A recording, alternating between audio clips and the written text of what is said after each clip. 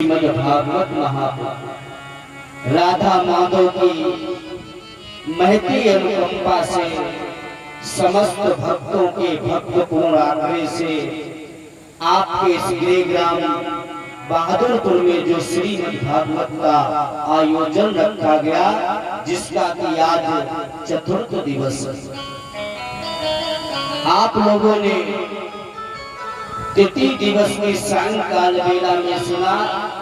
परीक्षित जी, आपने कल क्या सुना था? कल कथा को कहाँ विराम दिया गया?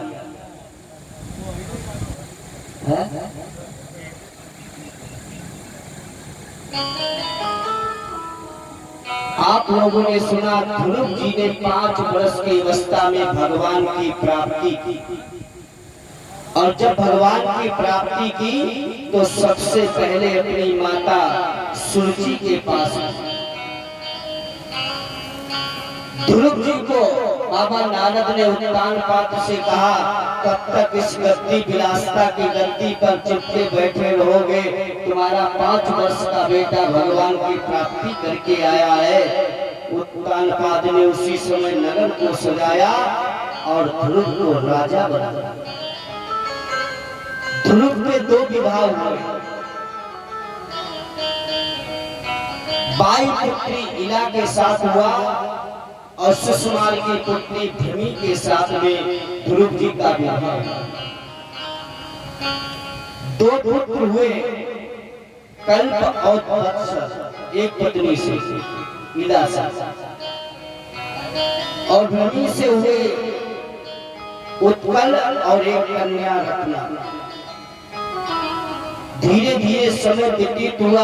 इनके एक जो भाई थे छोटे, यक्षों से जाकर युद्ध किया।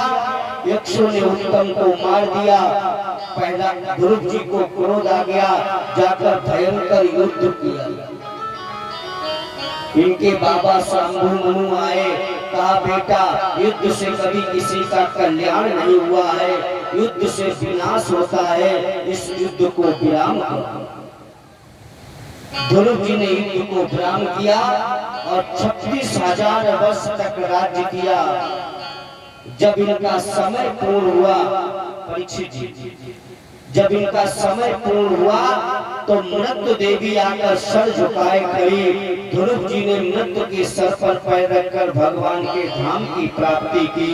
बोलिए गोविंद भगवान की जय। जय हो भागवत महापुराण की जय हो। इन्हीं महाराज, इन्हीं ध्रुव जी के वंश में एक राजा और हुए, हुआ उसी ध्रुव वंश में। ध्रुव जी के आगे वंश में जो कथा हुई है,